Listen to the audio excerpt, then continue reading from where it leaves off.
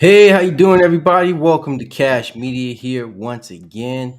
I'm back at it again. Y'all already know what it is, man. I'm Cash from Cash Media, and it's another wonderful Thursday to get into another sports debate or topic, however way you want to see it, whether you want to debate with me or not. I mean, it doesn't matter to me. Hey, I'm all for it. But, as the Super Bowl inches closer and closer. Sunday is coming up really, really quickly. It's already Thursday, right? And then tomorrow I'm gonna do another video. Giving my prediction. I would rather give my prediction tomorrow on Friday and then let the weekend seep in. So then, we can head into the weekend all fired up. Not that I'm already fired up, to be honest with you. But this video is about NFL awards honors. Who's gonna go away with the awards, who's gonna get the awards, things like that.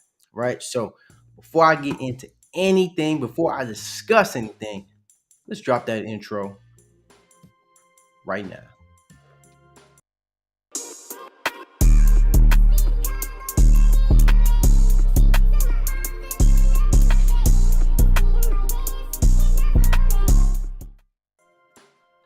All right, all right, all right. So we back at it again. We're gonna be talking about some NFL awards honors and who's gonna be going away with the MVP, who's gonna be going away with the NFL Offensive Player of the Year, Defensive Player of the Year, Comeback Player of the Year, Coach of the Year. You already know, man. So it's inching closer. I believe they should be giving out these awards on Saturday, if I'm not mistaken. Right, so it's gonna be a short video, not gonna be too long. I'm just gonna gloss over everything, and also show you what experts think on who's going to win these awards. So before we get into that, like and subscribe to the video.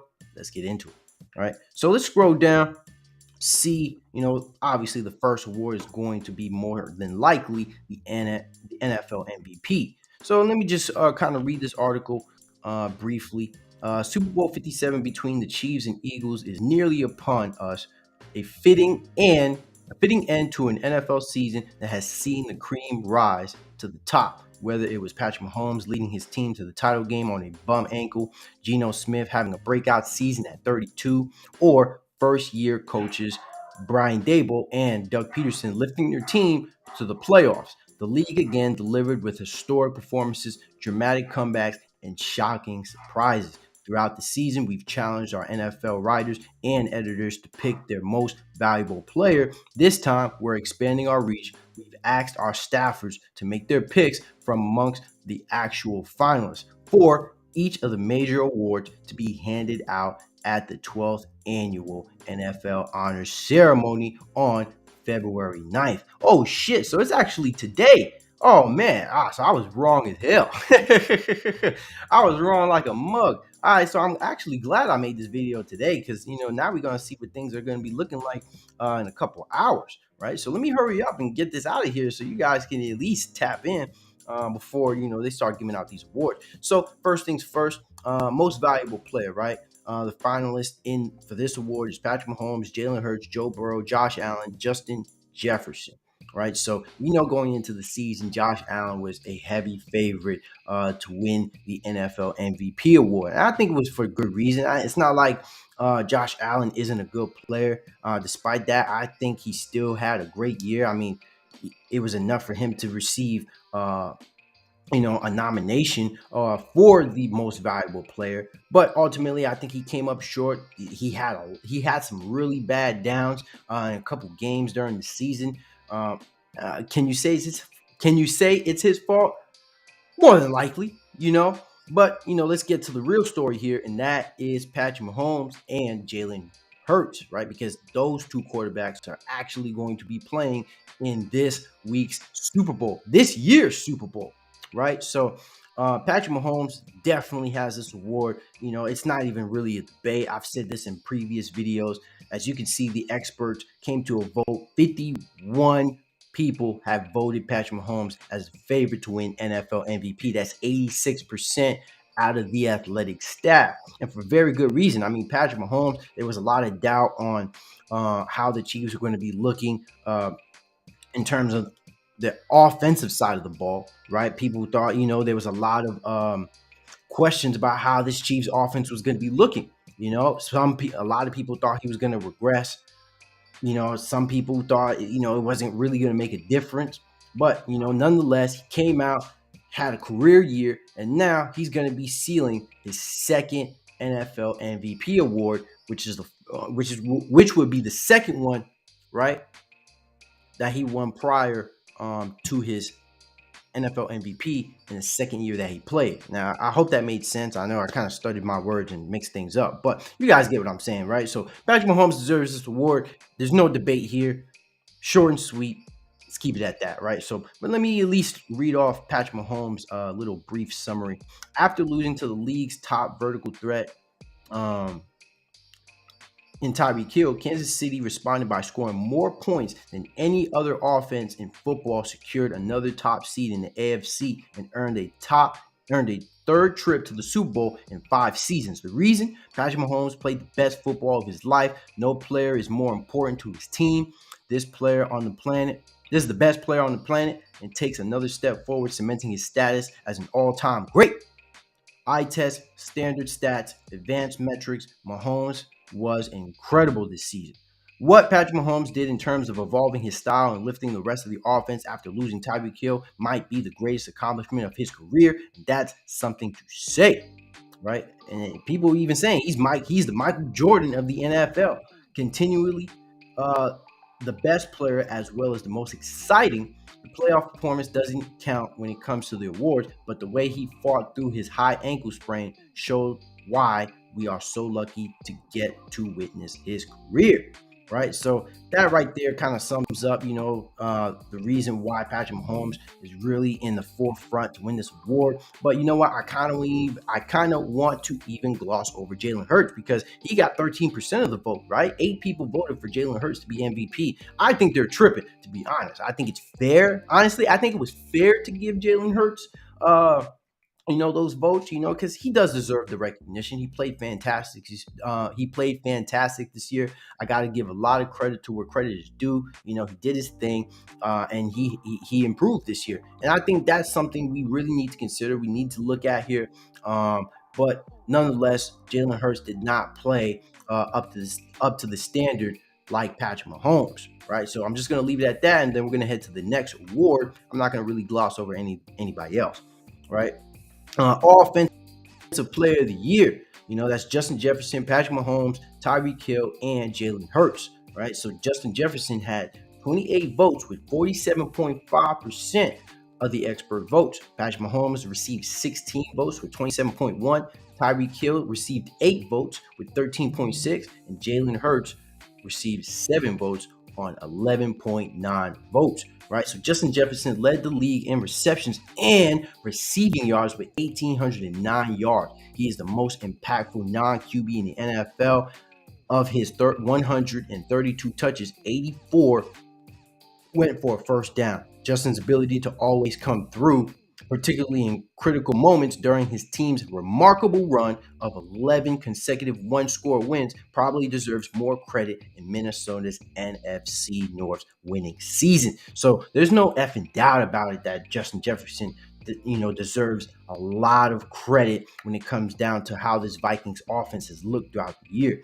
He's been a very impactful player. He put up a lot of yards this year. You could definitely say he had a career year. You can make a valid argument that the Vikings probably should have moved on forward, but they lost to my New York Giants, baby. So, it is what it is. But we know this is not a playoff award, and I'm not even going to penalize people when it comes to the playoffs, right? Because this is a regular season award. And, Justin Jefferson was by far, well, I wouldn't say by far, but he has been, the best non-QB player when it comes to this list. Now, Patrick Mahomes is on here, and honestly, I think it's a little unfair to have a QB in the MVP and also in Offensive Player of the Year in the same category, in both categories.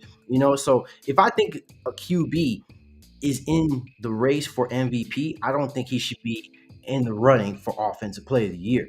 right? I think it should be more so like a running back or even a receiving award at this point, because we usually give MVPs, to the quarterbacks anyway. So you got to give love to some other players, man. We got to give credit to some other guys out there. And, that's where people like Justin Jefferson or even Tyreek Hill and Jalen Hurts comes into play, right? I think Jalen Hurts is just getting a lot more recognition. They probably want to give him some leeway because he's probably more than likely not going to win NFL MVP. So it's a little bit fair to have Jalen Hurts, but not so much Patrick Mahomes, because I think it takes away from the other players who also played fantastic this year, right? And this includes Tyreek Hill. Tyreek Hill got the bag and he still performed at a very high level. The Miami Dolphins as a team, as a whole, hasn't really lived up to expectations this year. We had expected for them to at least go to the playoffs. That didn't even really fall through. But despite that, they had some injuries, but Tyreek Hill still played phenomenal. He still played like the deep threat that we've seen before in the past. Right. So I really think this is really between Justin Jefferson and Tyreek Hill, in my honest opinion. But there's no doubt about it. Justin Jefferson should win this award. And I think it's fair for him to win this award. Right. So let's get down to it. Let's get to another award. Also, I don't know if you guys want to see this one-handed catch. Cousins back to throw on 4th and 18. He's given time. He wants Jefferson. Climbs the ladder. Oh, my goodness! Justin Jefferson pulled it in. The catch of his life keeps the Vikings' hopes alive. There's no way.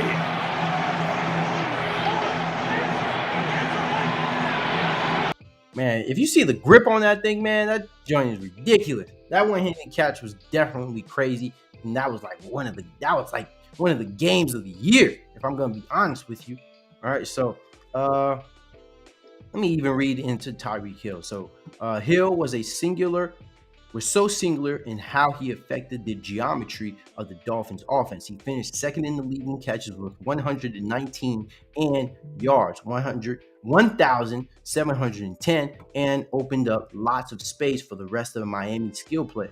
I don't know if there's a non-quarterback who puts up more fear in the hearts of defenses than Hill. The amount of attention his game-breaking speed commands is unmatched. Hill helped new coach Mike McDaniel turn around Miami's offense overnight, showing he was more than simply a product of the Chiefs' high-octane system. All right, so now we are switching to the defensive player of the year, right? We got to give some defensive players some love, man. I used to play defense. I was a defensive end and a tight end when I played football. So we got to give some love to the defensive guys, man. Of course, man. Got to. So the three players that are in the running for this award is Nick Bosa, Chris Jones, and Micah Parsons, right? So Nick Bosa got 46 votes. That's 78% of the votes. Chris Jones got 9 votes. That's 15.3%. And Micah Parsons received 4 votes, which is 6.8%. Right, so Nick Bosa, the best player on the best defense in football. Bosa, not limited in the way some elite pass rushers are. He can do more. He's terrific against the run as well. He can, simply put, do everything. He had 18.5 sacks this season and 19 tackles for loss. All right, Bosa's blend of power, quickness, and handwork destroys the rhythm of the backfield and affects how offenses operate. It's one thing to lead the league in sacks. It's another to have 13 more quarterback hits than any player in football. Bosa averaged nearly 4 quarterback hits per game. That's absurd. And he did it for the best defense in football. He's a wrecking machine. The key fulcrum to the 49ers' great defense, Bosa just never stays blocked, which means your quarterback and your running game are always in peril, leading the league in sacks despite getting double teamed on almost every play.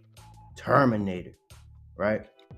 Chris Jones finished with 15.5 sacks, just 3 behind Bosa, and did so with an inferior supporting cast. Jones is the engine of a defense that relies on him to wreak havoc up front to succeed. It's hard to imagine where the Chiefs would be without him. It's one thing to put up the kind of stats Jones did while rushing from the edge, but from the inferior interior, is a different story. He attracts maximum attention from the offensive line and still produces game-altering plays, all while playing over 80, sometimes 90% of his team snaps. Can I change my answer based off the AFC Championship game alone? What Jones did to the battered Bengals offensive line will go down as one of the great playoff performances by a defensive lineman ever. It wasn't just 2 critical sacks, it was also 10 pressures, 5 QB hits, 3 tackles for loss, 2 holding calls drawn, and 1 international grounding force. The Chiefs don't win without him, and it's probably not close. This as an exclamation point to a season where he led all interior defenders in sacks and pressures. Yeah, I'm flipping from Bosa to Jones. He was the season's Aaron Donald, dominating the games from the interior and making everyone around him more effective. And if teams focused on him inside, he just moved to the edge and wreaked havoc from there. Now, number 3 is Michael Parsons, right? Getting a little bit of love. Trying to separate Parsons and Bosa is like trying to pry apart steel. Very tough. Parsons, however, does more somehow in more areas of the field. All right, so kind of sum this up in my own words. I mean, for me, I would go with Nick Bosa. I mean, hey, he led this league in sacks, but it's not just based off that. Going into some of the things that they touched up on, he provides a lot of pressure and he's versatile when it comes to his position.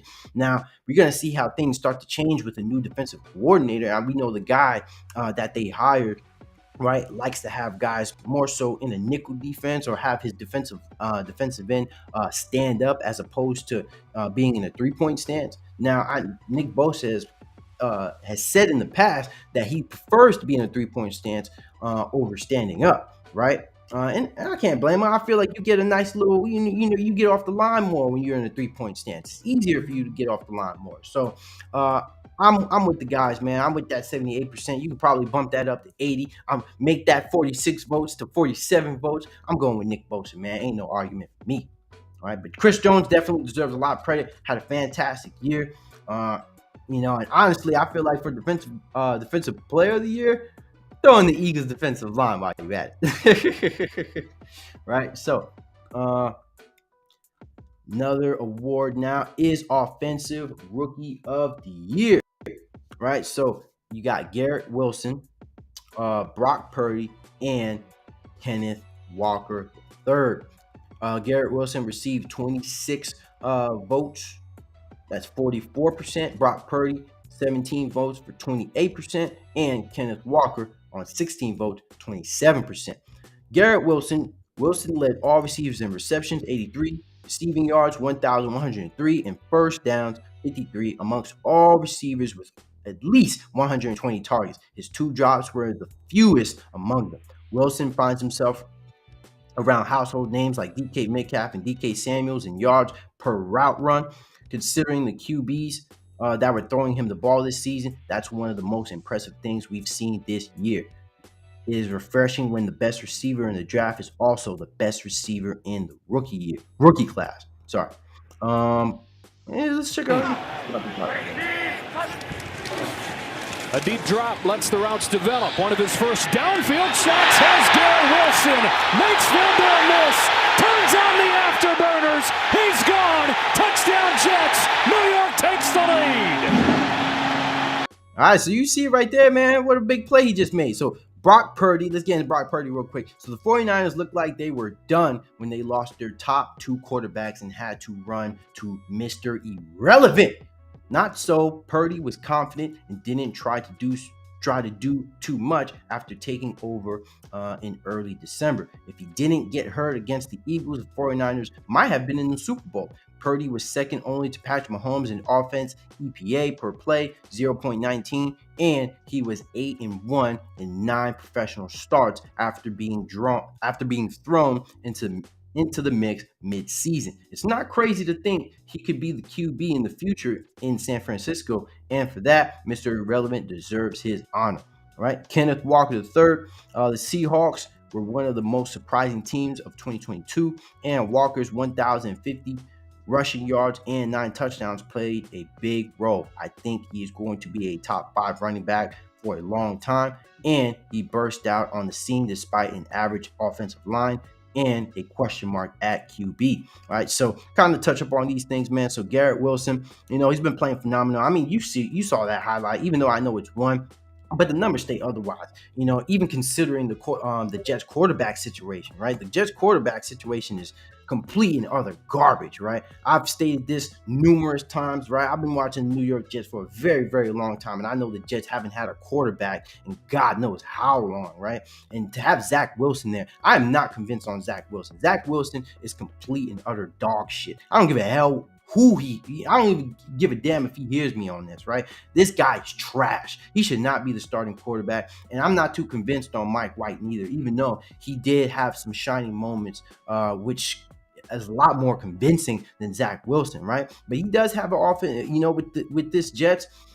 They do have some offensive weapons. They still need to kind of up this offensive line. If they can touch upon that, things can get a little better. But they have such a killer effing defense, right? So that is one thing to point out when you're talking about the Jets. But we're talking about the offensive rookie of the year. So Garrett Wilson deserves a lot of credit. But let's switch it up to Brock Purdy. Brock Purdy, we already know, man, came in late into the year. They've lost their top two quarterbacks in Trey Lance in the beginning of the season. Also, Jimmy Garoppolo, who was also, playing decent or moderately well, right? So Brock Purdy deserves to be in the mix, but I have to oppose to him winning this award simply due to the fact that, he came in during the middle of the season, right? So I'm more so convinced on Garrett Wilson or at least Kenneth Walker. I would have them in the top two, even though I would give Brock Purdy a lot of respect. If he had played at least a majority of the season, then I would give my hats off to him and definitely give him this award. But I got to give it to the guys who've definitely been out here and playing at least for the majority of the season, as opposed to Brock Purdy. I wish they had like some special award, like, like honorable mention, like, yeah, he could have won something, like an NFL honors participation award or something like that. Hey, JLAG420, man, appreciate the follow, bro. Appreciate it, man. Keep liking, keep staying on the top, keep staying on content. I'm putting out content as much as possible. Good looking out, man. Appreciate it. Appreciate the love, man. Right. Let's get into another topic, or at least another award. Defensive Rookie of the Year. Right. So Sauce Gardner of the Jets got 48 votes. That's 81.4% of the votes.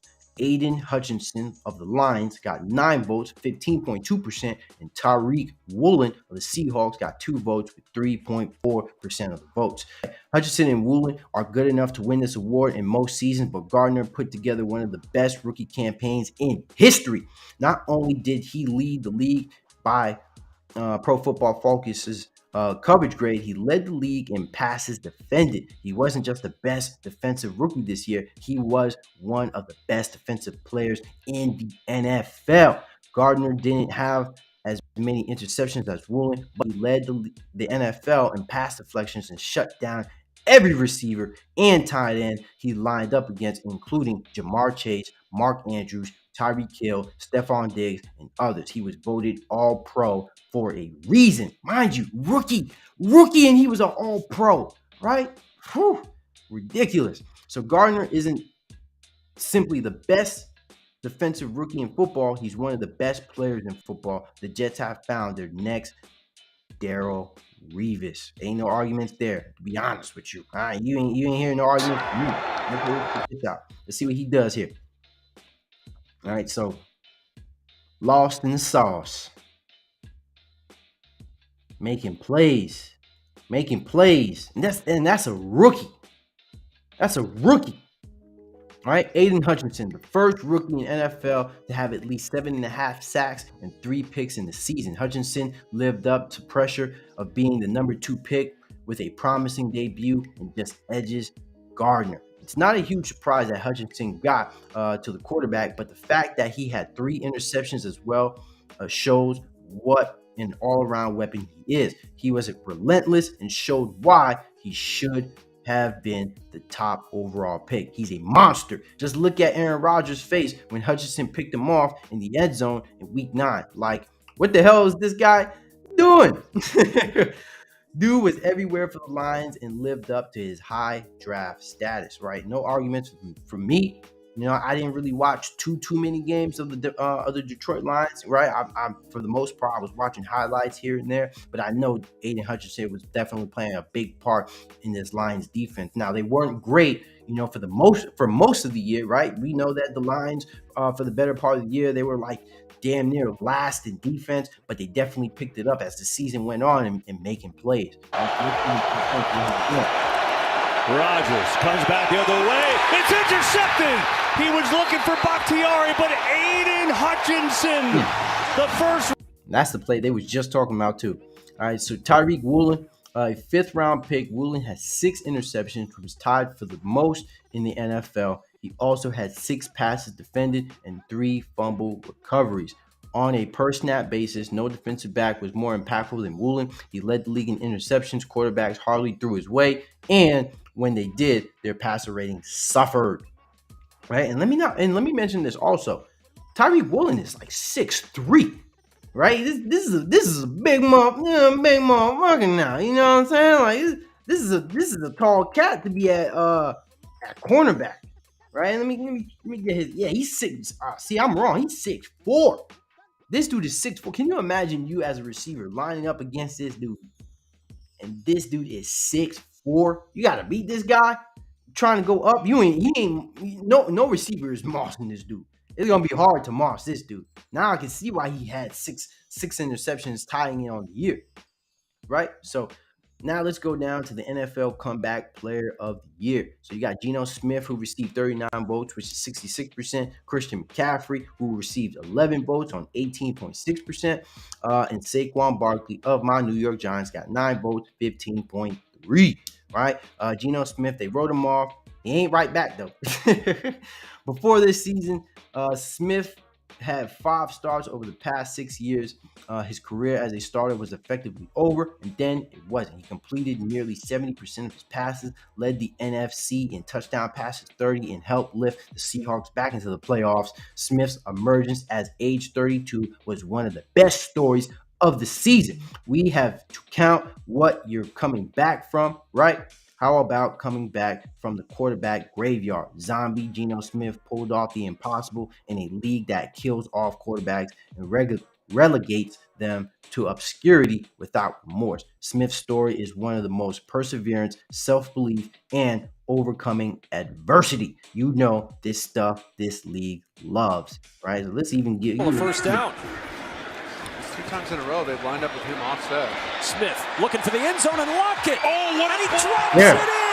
Right there. See, he's looking like how Russell Wilson was supposed to look for the Denver Broncos, right? Broncos country, right? So, hey, you got to give your hats off to Geno Smith. I'm familiar with Geno Smith. He had his time in the New York Jets, so I didn't stutter my words when I made that comment about New York Jets quarterback, right? And Geno Smith was definitely a part of that crowd, right? But you got to give credit to where credit is due, especially when it comes down to completion percentage, 70%, right? The league's best quarterbacks that we know today, right, that are in the conversation for MVP, they throw for 70% completion percentage. Joe Burrow throws for 70% completion percentage, right? So we got to give a lot of credit in that spectrum. Definitely did his thing. Geno Smith deserves a lot of credit, but let's go on to the next one. Christian McCaffrey. McCaffrey did for the 49ers in 2022 what Deebo Samuel did for them a year earlier, serve as both a top runner and receiver and fuel their playoff run. The team lost exactly one game that McCaffrey started, the final one to the Eagles, and he scored at least 1 touchdown in 9 straight games. McCaffrey's knock was that he's injury prone, but that certainly wasn't the case this season. Once he joined the Niners, they were nearly unstoppable. He was good for a touchdown almost every week and was just under 1,900 total yards. Just a brilliant season, right? Saquon Barkley didn't miss a game because of the injury for the first time since his rookie year and set career highs in carries and rushing yards. His resurgence was a big part of the Giants' revival. Brian Daboll and Mike Kefka deserve a ton of credit for most Giants offense that was functional despite limited talent. But Barkley was the engine that made all that possible. He is back, on the mantle as one of the best elite backs in the game. All right, so no doubt about it, Christian McCaffrey and Saquon Barkley, we're talking about three guys who deserve a lot of recognition in this reward. I mean, if you were to ask me earlier in the season, I definitely would have went with Christian. I definitely would have went with Saquon Barkley, just because of how this team looked as a whole and what they were able to do, as a team. But I got to give a lot of credit to with Geno Smith, because he's at the forefront. He is at the quarterback position. I know this kind of contradicting what I've stated earlier about quarterbacks being in so many different categories, but with Geno Smith, it's the fact that nobody had seen this turnaround. We can probably say the same thing with Saquon Barkley and the New York Giants, but with Geno Smith, he played a very, very big part in the success of the Seahawks, and also, hey, did his thing, really did his thing. So I got to give my hats off to Geno Smith, right? Coach of the year. All right, so Brian Daboll got 30 votes. That's 50% of the vote. Doug Peterson for the Jaguars got 15 votes, 25.4%. And Kyle Shanahan received 14 votes, 23.7%. Brian Daboll, no coach did more with less than Daboll. The 2022 season was supposed to be a rebuild, with the Giants widely considered to have one of the worst rosters in the NFL. Despite the talent deficiency the team faced almost every week, Daboll and his outstanding coaching staff led to the 9 wins and a road victory in the playoffs. All right. Well, so let me get into somebody else. Doug Peterson. No one remade a franchise in such little time. Peterson's steady hand helped turn Trevor Lawrence into a star and the Jaguars into a playoff team. I have to give this to Peterson in light of the absolute dumpster fire he inherited in the wake of Urban Meyer's self-inflicted dying star. Peterson got his high potential quarterback on track and gave him development and direction. He also maximized a roster many scoffed at in the offseason. This team now has hope, stability, and belief. Now, Kyle Shanahan, right, with all due respect to the remarkable smoke and mirrors show Daboll pulled off this year, Shanahan going on a 12-game win streak with a backup Jimmy Garoppolo and third string Purdy is one of the great achievements in recent league history. His mastery over play calling, not to mention his ability to create quarterback efficiency out of thin air, is unparalleled, and no season proved it more than this one, right? So honestly, I'm gonna go with my guy Brian Daboll. I know I shouldn't even really have a say because I'm a Giants fan, but but you can't deny what Brian Daboll has done this year. You have to give him credit, for what he's done. Reason why I have him over Doug Peterson is because I thought the Jaguars were going to be better this year. I'm one of those people who were convinced that the Jaguars were going to be better. I was somewhat convinced on Trevor Lawrence. There just need to be somewhat of a system, somewhat of development and improvement, from the coaching staff, that translates, onto this personnel, and especially since you got Travis Etienne, who came back this year and was injured the prior year. You have some familiarity between the two in that backfield, right? It's almost the same thing with Joe Burrow and Jamar Chase, right? So got to give credit to what credit is due with Doug Peterson. With Kyle Shanahan, I don't really got much to add. Hey, the record speaks for itself. The position he was speaks for itself, and to be able to be in the position of the NFC Championship game, right, speaks for itself, right? So you got to give credit for that. But like I said, I'm going with Daboll. Did more with less, and I'm sticking to that, right? So assistant coach of the year. D'Amico Ryans, Ben Johnson, and Shane Steichen, right? So D'Amico Ryan, the award is all about identity and development to me. And when I watch Drake Jackson, Hufanga, Dre Greenlaw, and Chavarius Ward playing far above expectations this season, Ryans was the clear choice, not to mention how his work with Fred Warner has brought him in all-time levels of play at the linebacker position. Ryans took his role as a head coach of his defense and made it the most feared and respected unit in the NFL.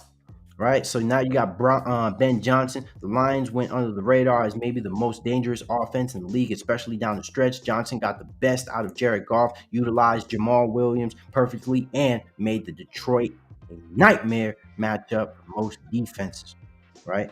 And then Shane Steichen, the Eagles' offense can hurt an opponent any way it pleases. Hurts has grown as a passer. The ground game can gouge even the best defenses. The offensive line can handle anything asked of it. Dutchin helped make that happen. Perhaps the most impressive part of the Eagles' offense was its balance.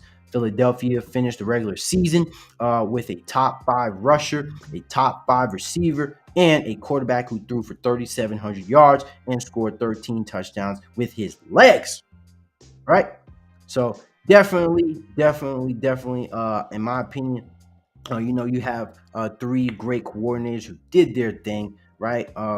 I got to give credit to Ben Johnson. Definitely, the Lions offense was one of the best offenses in the league, right? The Eagles offense had a fantastic line, but I got to give more credit, to this to that, to Howie Roseman when it comes down to how this offense was looking. But I'm not trying to take away credit from him, from the offensive coordinator. It definitely, I agree with what they're saying. It was definitely very balanced to be able to run in so many different ways with Boston Scott, Miles Sanders, and even I can't forget this. I always forget this third guy's name, but Gaineswell. Sorry, Gaineswell. All right, so and to mix that up, and we've seen that a little bit here in the playoffs, right? So with Jalen Hurts just being so versatile, he's not just a passer, he's a playmaker, right? But I agree with the voters. D'Amico Ryans deserves to win this award. He by far his team, he brought the best out of his defense, and this is the exact reason why he is now the head coach for the Houston Texans, right? So that is it. That is it for this award, man. So I am glad that I was able to at least talk about the players, the NFL honors, the people that are finalists for the awards today. So like I said, I found out that the NFL awards are actually going to be given out today. So look out for that. It's going to be very exciting. I think more than likely the players that experts had picked in the article that I had just read, more than likely they're going to win. They're going to be the ones to win this award. Now, I do want to drop something for you guys. If you guys look into the description box, right?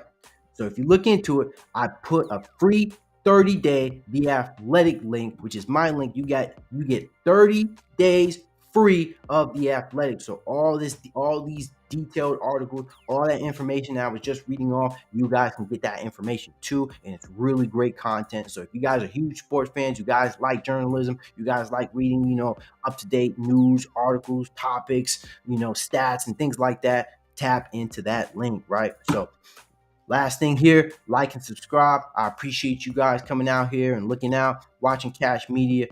Hey, have a great day. I can't wait to see you guys again, and I'll let you guys know later on if I'm going to be talking some basketball. So have a great day, and thank you for watching Cash Media.